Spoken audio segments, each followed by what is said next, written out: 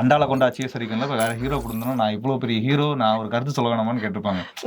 ஒன்றும் தேவையே கிடையாது, குடிச்சு கூத்தடிக்கிறது தான் சாங்குன்னு கதைக்குள்ளே இருந்துச்சே தவிர யாருக்கா வேற எது மாற்றி காட்டுற மாதிரிலாம் இல்லை. ஸோ அங்கேருந்து போயிட்டு டான்ஸ் மட்டுமே இருக்கக்கூடாது, அதில் இவரை அசால்ட் பண்ணுறதுக்கான பிளான்லாம் இருக்கும். கத்தி உள்ள காத்திருக்கு நல்லா மேட்டர்லாம் போட்டு. ஏன்னா அந்தந்த ஹீரோக்கு அந்தந்த அவங்களோட படத்தோட டைட்டில் வார்த்தைகள் உள்ள போடுறதுன்னு ஒரு சந்தோஷம் இருக்கும் ஃபேன்ஸுக்கு. கண்டிப்பா. ஏன்னா இப்போ விஜய் சாருக்கோ அஜித் சாருக்கோ வந்து அவங்க இந்த மாதிரி பல லட்சம் பாட்டு பார்த்துருப்பாங்க. அவங்களுக்கு நம்ம இந்த மாதிரி அவங்கள பற்றி புகழ்ந்து பேசி பாராட்டலாம் வாங்கவே முடியாது.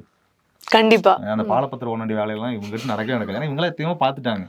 ஆனால் ஃபேன்ஸுக்கு சந்தோஷமா இருக்கும்.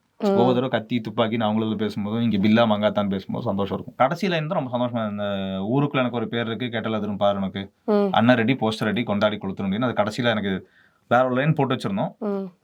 அண்ணா ரெக்கார்ட் பண்ற போறதுக்கு முன்னாடி அது மட்டும் மாத்திடலாம்னு சொல்லி மாத்திட்டேன். இந்த பாட்டு டைம்ல வந்து பெரிய இதெல்லாம் வந்துல, இதெல்லாம் எடுக்கணும் அப்படின்னு சொல்றது, அப்புறம் அதுக்கு பதிலா டொன்டோட டொய் அப்படிலாம் வந்து போட்டிருந்தாங்க.